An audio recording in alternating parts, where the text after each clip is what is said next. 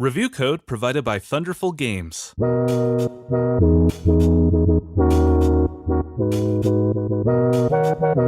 I'm Jared.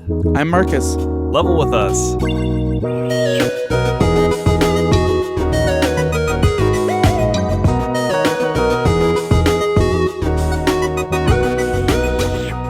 Hello and welcome to the show where we have a cozy game discussion every now and then.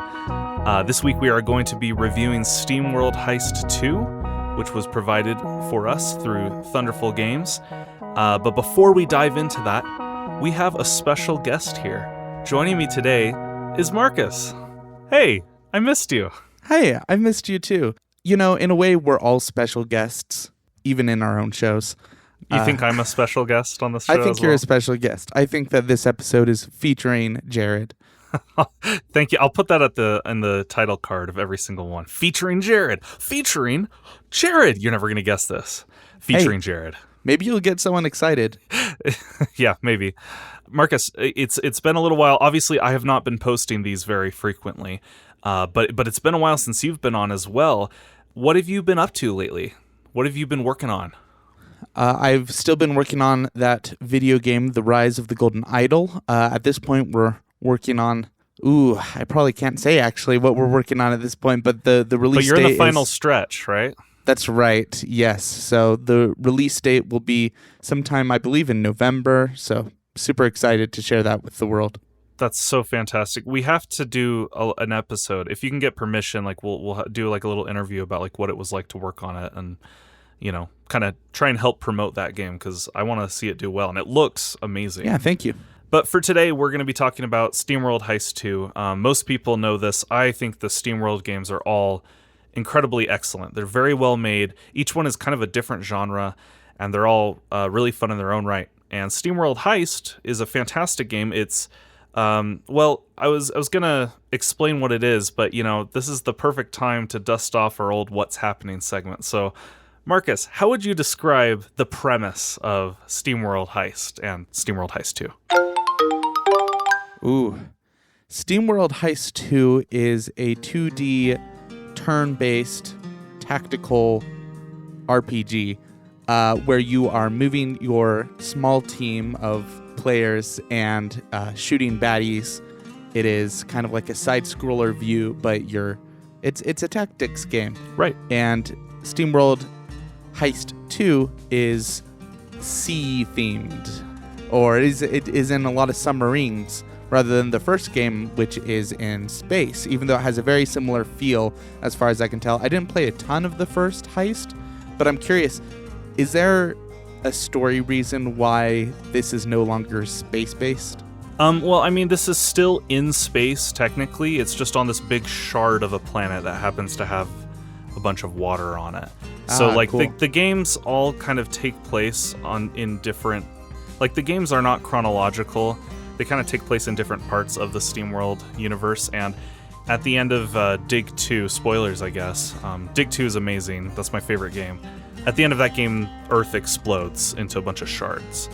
And so this game takes place on one of those shards.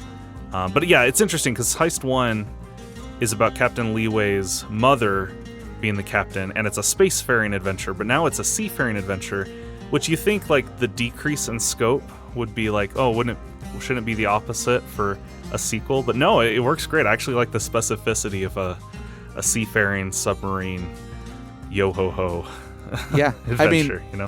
No, I think it's awesome. It's, I think, very typical for something to go from Earth to space. But honestly, if they did do that, then it would have to be called a space-quel instead of a sea-quel. I'm glad you explained it, because I think I would have missed it. Yeah. The way I usually pitch this game to people when they ask about it is, it's XCOM, but it's in 2D. And you line up your shots, and you sometimes even see a sight line, and you can ricochet off walls and stuff. It's very simple, but it works really, really well.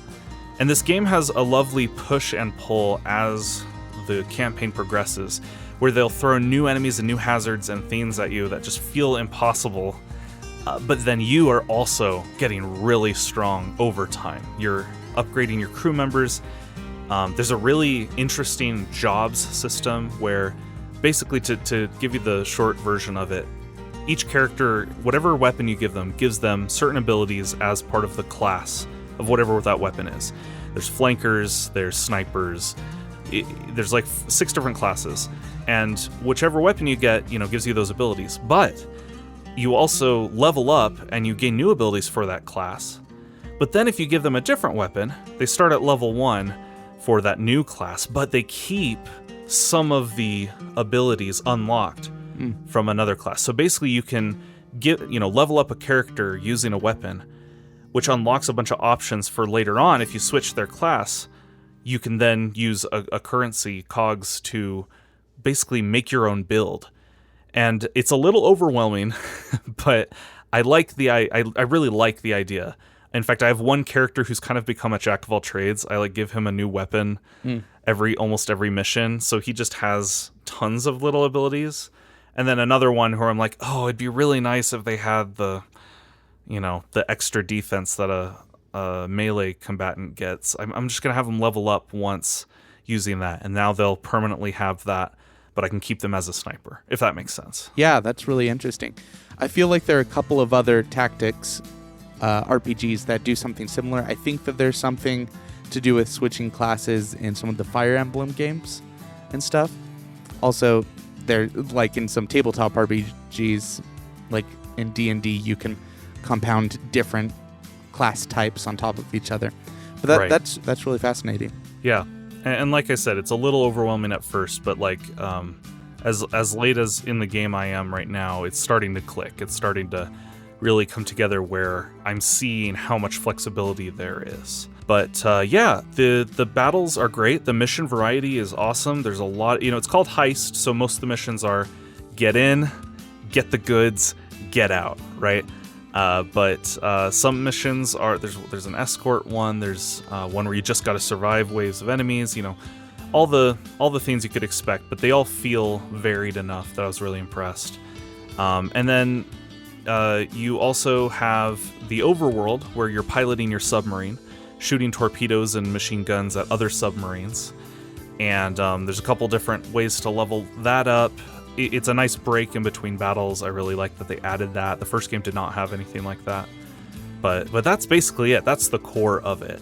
And I think it's really well designed, really excellent, really polished. Mm-hmm. Yeah, I was playing this on the standard difficulty, and I failed a couple of missions whenever I tried to just fling my characters at the bad guys and was like, yeah, I'll just run over here and shoot. And essentially, if I ever didn't really think through why I was doing what I was doing, it felt impossible. It was like, wow, they just wiped the floor with me. Only one bad turn and then your guys are dead.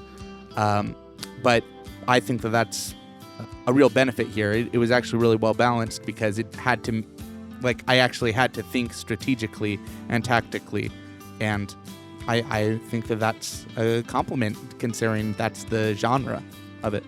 For sure. Yeah, there have been so many times I still fall into that. I'm going guns a-blazing and then I die. I'm like, oh man, I really gotta think about this. There's more to it than just shoot. You have to position, you have to think ahead. It's great.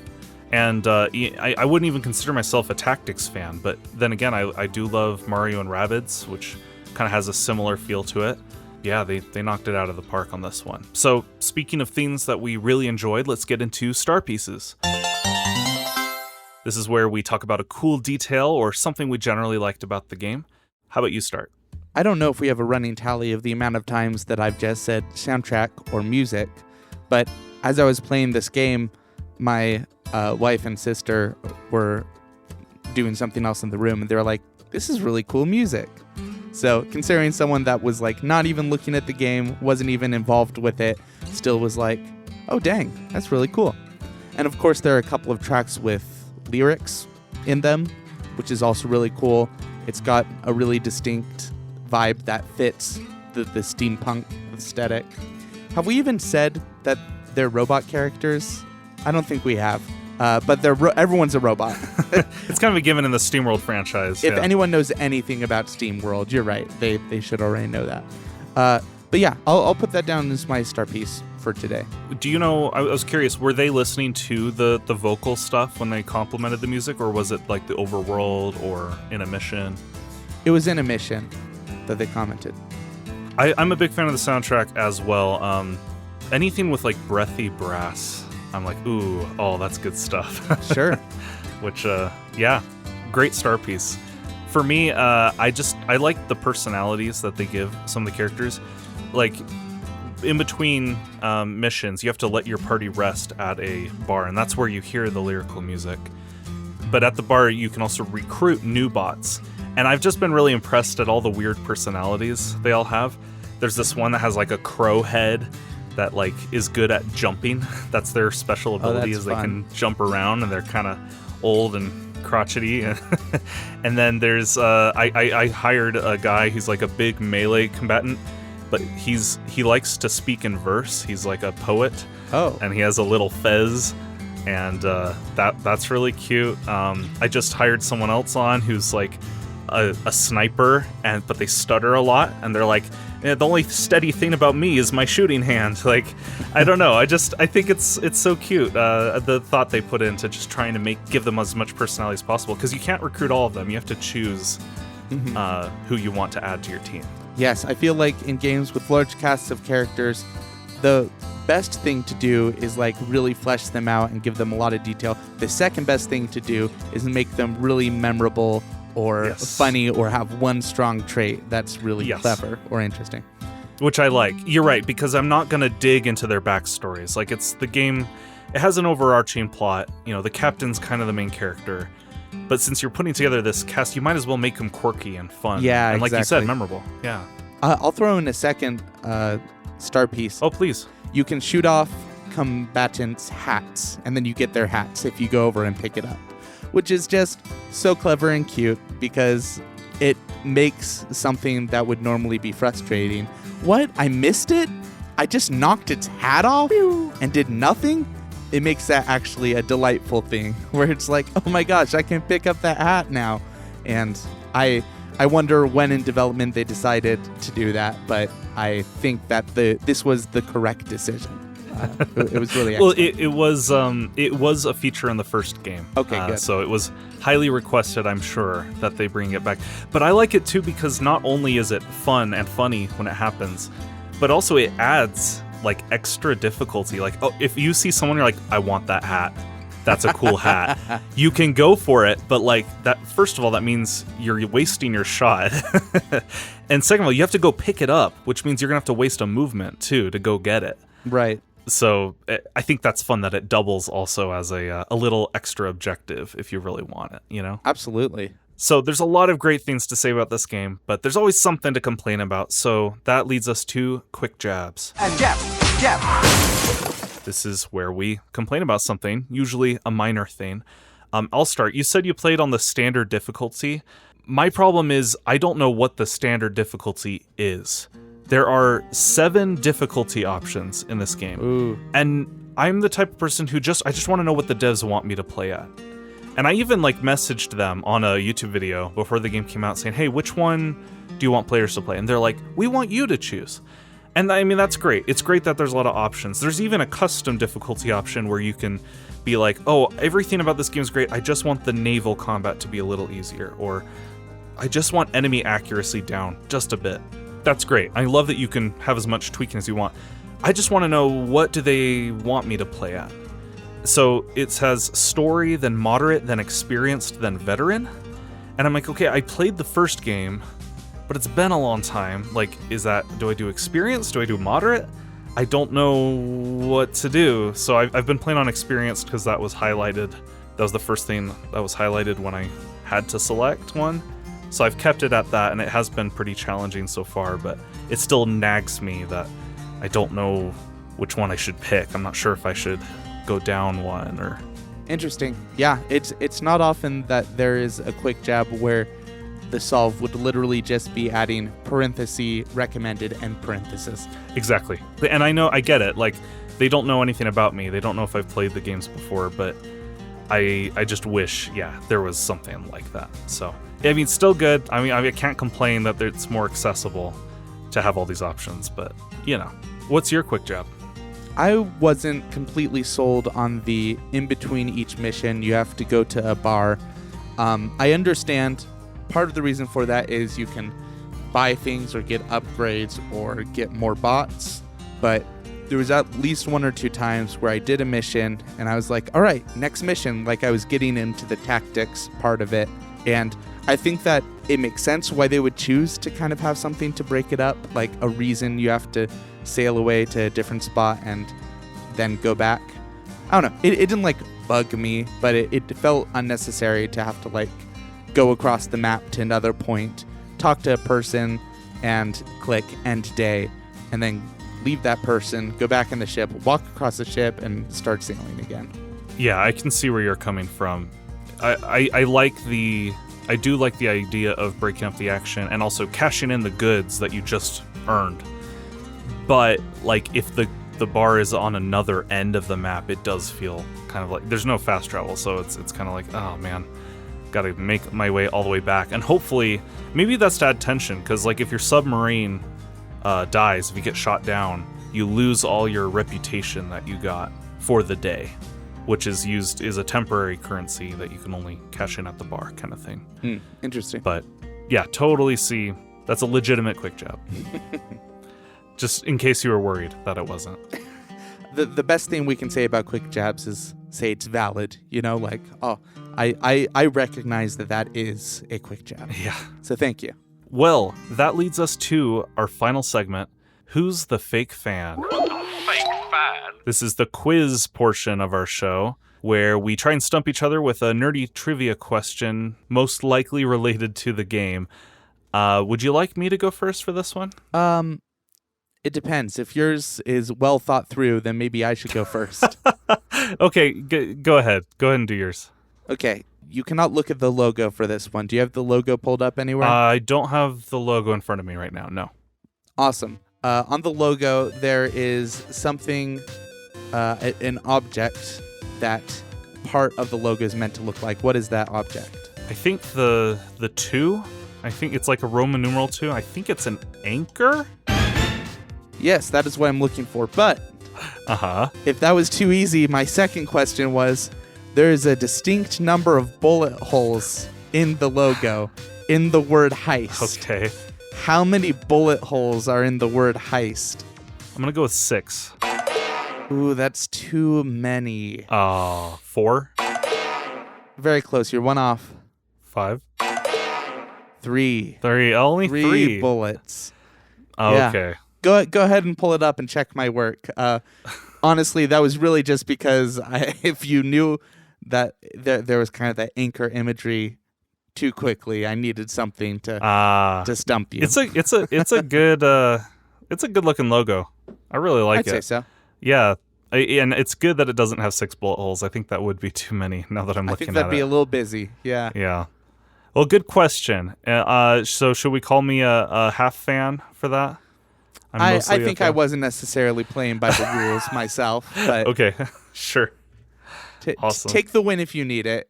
Search within yourself, and if you just need a win today, then okay. go for it. Thank you. I did need that. Okay, so I'll go then. You mentioned there's vocal music in the game. It's actually a real life band called Steam Powered Giraffe. Have you ever heard of this band? Only after playing this game. So, did you look them up? Do you know what their deal is? No. It's really interesting. So they're a steampunk band. They all have a specific costume they wear that their in-game sprites are based on. They do like face paint so that they look like they're made of metal. And when they perform, they do a robotic pantomime as they are singing. Which is very interesting, very cool. It's kind of, and they do like vaudeville kind of skits and stuff on their shows and stuff. I'm completely new to this, but I think it's really fascinating, really interesting. And they predate the SteamWorld series, or? I believe they do. Yeah, they were brought on for SteamWorld Heist 1, and then they came back for SteamWorld Heist 2.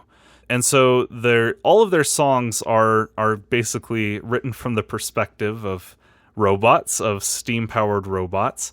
So I would like to play for you the main theme for the game. You've probably heard it if you've played the game at all, which you have. And I'll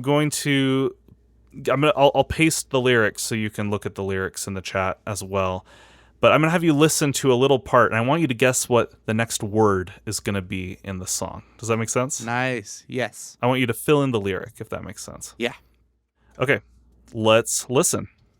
In the morning, I wake up to the sea breeze. Oh, I can feel it, but I see it in the trees.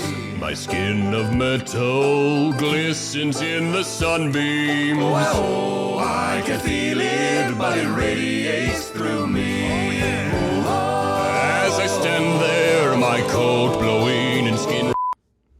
So, what comes after skin? Interesting. That sounds like some really profound metaphorical question. What comes after skin? When all our skin falls off, what comes after? Oh, boy. As I stand there, my coat blowing and skin blank.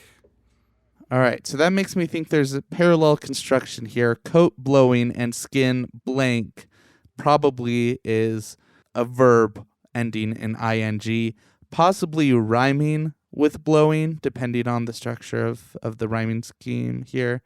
Also, it says, as I stand there, so it's completing the story or building on the previous stanza, which says, my skin of metal glistens in the sunbeams. So, my skin showing, my skin glowing? Is it glowing? That is not correct, but I'm going to give you another chance, and I'll even give you a multiple choice this time. Okay. I wanted to see if you could just get right off, but here are your options. Reflecting, radiating, rusting, or deteriorating. I mean, if we're going off of robots, rusting feels best, but if we're going off the previous words, we've already used the word radiates in the previous stanza. I'll go with the most straightforward one, which is reflecting to me. Okay, so I'm going to play the solution to see if you're right or not. Here it is. As I stand there, my coat blowing and skin reflecting, I sight the small things that make this world for me. All around is a life of undelightment. Well done. Man, steampunk robot sea shanty, I didn't realize was a genre that I needed in my life. It's pretty cool. It's kind of fun. I like how quirky it is. So yeah, well done. You are not a fake fan. And that was our discussion on SteamWorld Heist 2. Highly recommend this game. I think it's a lot of fun. In fact, I recommend it so much that we are giving away a Steam code for this game. So, if you are interested in having a free copy on Steam of SteamWorld Heist 2, see, it's on Steam, so it's thematic this way. That's if we right. did a Switch code, it wouldn't. That's ridiculous. No, it's not going to work. Switch World Heist 2? No. Okay, that was a bad joke. All right. So the way you can win a code for this game is by going to the YouTube version of our show, if you're not already listening to our show that way, and leaving a comment. And let's make this fun. Let's say please put down what your name would be if you were a Steam bot. If you were to exist in this world, what would be your really cool name?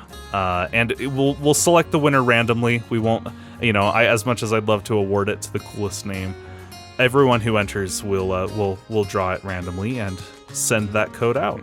We have to do that for legal reasons because of how lotteries work in the United States. So. I'm just joking.